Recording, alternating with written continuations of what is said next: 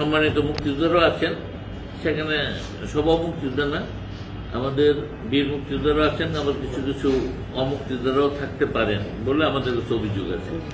এবং ওনারা গেজেটভুক্ত হয়েছিলেন মানে আইন লঙ্ঘন করে। জাতীয় মুক্তিযোদ্ধা কাউন্সিলের আইনটা হলো উপজেলা থেকে যে তালিকা আসবে, সেই তালিকা জাতীয় মুক্তিযোদ্ধা কাউন্সিলে সেখানে যাচাই বাছাই হবে। যাচাই বাছাই হওয়ার পর ওনারা সুপারিশ করলে মন্ত্রণালয় গেজেট করবে। 2002 সালে এই আইন হওয়ার পরেও, আইন পার্লামেন্টে পাশ করে আইন হওয়ার পরেও তৎকালীন বিভিন্ন প্রেক্ষাপটে বিনা যাচাই বাছাইয়ে আপনার সরাসরি গেজেটভুক্ত হয়েছে। এখন যখন বাতা মানে চূড়ান্ত করার প্রশ্নে সরকারের যে সিদ্ধান্ত, যে কি কি জিনিস থাকতে হবে, যে সমস্ত তথ্য চেয়েছে, সেই তথ্য পূরণ করতে দেখা যায় যে ওনারা কোনো সভায় অনুমোদিত ছিলেন না। তাই ওনারা প্রকৃত মুক্তিযোদ্ধা কিনা সেটা সরেজমিনে যাচাইয়ের জন্য স্ব উপজেলায় যাচাই হবে। যারা উপজেলা যাচাই প্রকৃত মুক্তিযোদ্ধা তারা থাকবেন, আর যারা প্রকৃত মুক্তিযোদ্ধা নন বলে প্রমাণিত হবে তারা বাদ যাবে। এই সংখ্যাটা কত স্যার? এবং কোন সাল থেকে প্রায় কোন সাল? 43,000-এর কাছাকাছি। আচ্ছা, কোন সাল থেকে কোন সাল পর্যন্ত এটা?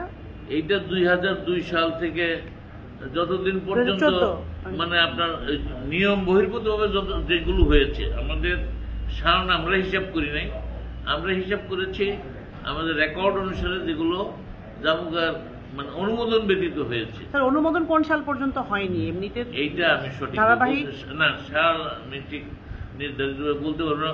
কোনোটা হয়তো হয়েছে যে পরে গেজেট হয়েছে কিন্তু অনুমোদিত, বা 2004 সালেই হয়েছে, হয়তো অনেকটা আছে যে অনুমোদিত, সেটি বাদ যাবে। অর্থাৎ অনুমোদনবিহীন সন দিয়ে আমরা বিচার করি নাই। আমাদের বিচার্য বিষয় হচ্ছে অনুমোদন হয়েছে কি হয় নাই। কবে নাগাদ স্যার এই যাচাই শেষ হতে পারে?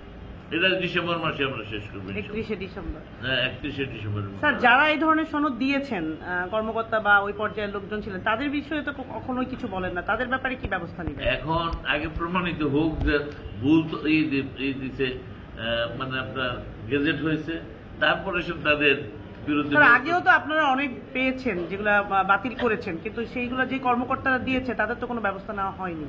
দেখেন, এটা এমন প্রক্রিয়া হয়েছে, এককভাবে কেউ করে নেই। এটা একেবারে অনেকগুলো স্তর জড়িত। প্রথমত উপজেলা থেকে পাঠাইছে, সেখানে কমান্ডার সাহেবরা জড়িত যদি পাঠিয়ে থাকেন। হ্যাঁ, তারপর যারা মন্ত্রণালয়ে ছিলেন তারা জড়িত, মন্ত্রণালয়ের ডেস্ক অফিসার থেকে যারা অনুমোদন করছে সববারই কম না কম। আর যারা ঠিক উচ্চ পর্যায়ে থাকে, যেমন ধরেন আমি মন্ত্রী, প্রত্যেকটা ফাইল নারী নক্ষত্র সব দেখে স্বাক্ষর করা সম্ভব না। কাজে আমাকে তো বিশ্বাস করতে হয়, নিচের থেকে যদি বলে যে এগুলো সঠিক আছে তাহলে করতে হয়।